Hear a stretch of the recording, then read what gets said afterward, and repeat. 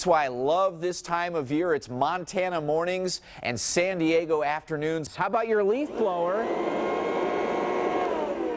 Can actually do a pretty good job removing some of this light snow. It's time to wake the kids, bring them to the TV set. Who needs me to do the weather when you've got Elmo and Grover here? Guys, help me out. Tell me what's going on out there. Let's take a look at these temperatures. Because drivers never know what's underneath. It can create a real slick surface on the roads and also clog up some of these storm drains. So you get the kids off to school, back from school, and dinner on the table before we start to see any rain showers developing here in central Ohio. Take 3, 4, maybe 5 different measurements of the snow, average them out. If you don't have a neighborhood sled hill near you, there are 4 metro parks with great runs, including here at Darby Creek.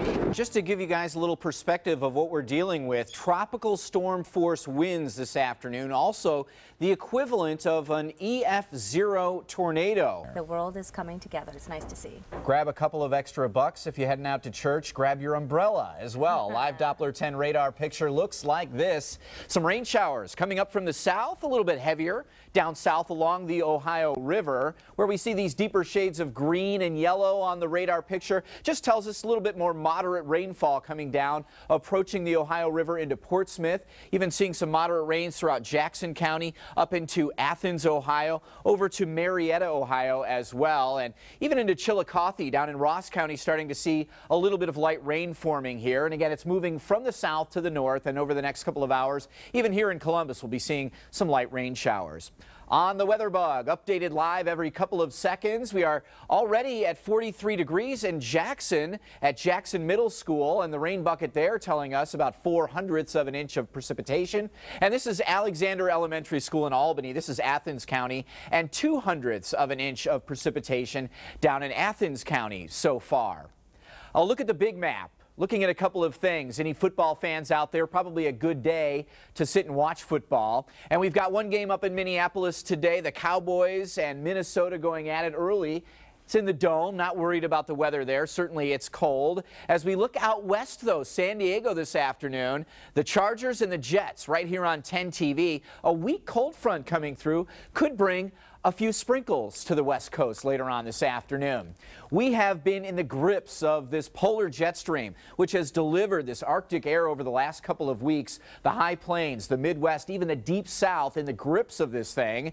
13 straight days of 30 or below temperatures in Columbus, and about 16 straight days of at least a trace amount of snow. That is all going bye-bye, thanks in large part to this big rainmaker down south. And this started on Thursday and Friday. Parts of Texas seeing 3 to 5 inches of rain from this system.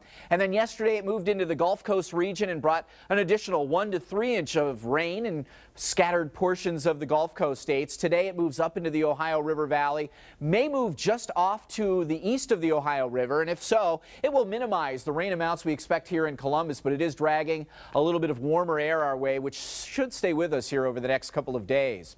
Futurecast, we'll time it out for you here. At noon, a little bit of light rain, maybe heavier across southern and southeastern Ohio, a ½ inch to an inch of rain. Scattered light rain showers here today will probably only add up to about 1/10 to 1/4 of an inch of rain throughout the day. Scattered light rain showers, 43 degrees today here in Columbus, 30 degrees tonight. The cold air on the backside of the system could bring some freezing drizzle. Martin Luther King Jr. Day, 41 degrees, and we should see a few peaks of sunshine.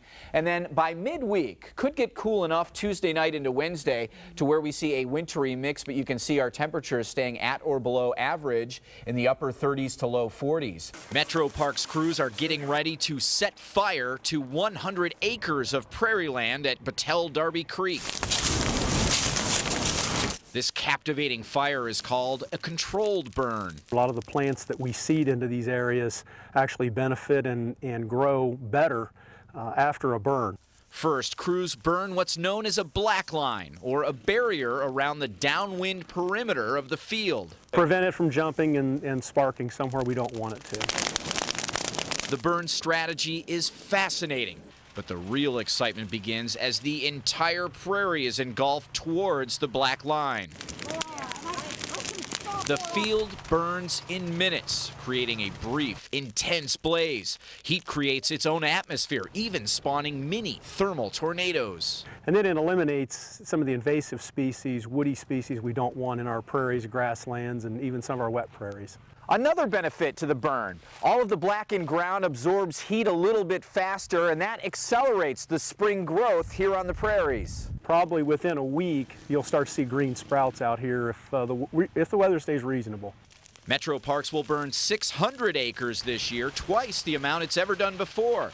What looks like a tragic wildfire on the surface is really part of a mission to preserve the 24,000 acres of native planting and prairie restoration Metro Parks created. From Battelle Darby Creek, Brandon Roux, 10 TV News. To Iran now, where the head of the United Nations is planning an inspection of that country's uranium enrichment facility. An inspection is set for October 25th. This comes just days after President Barack Obama and other world leaders announced the existence of the partially hidden facility. World leaders worry that Iran is using the facility to develop nuclear weapons, but Iran insists the site is strictly for peaceful purposes. Turning to some good news internationally, Brazilians around the world are celebrating today after learning that their country will host the 2016 Summer Olympic Games. Yes, we can! Brazil! 2016! Yeah, Brazilian natives gathered in a Chicago store there Friday afternoon after learning the great news. Rio de Janeiro beat out Chicago, Tokyo, and Madrid as host of the 2016 Summer Olympics. We want to get you right out to reporter Tino Ramos, who is live at the scene now with the very latest on this multiple shooting. Good morning, Tino. Good morning to you guys.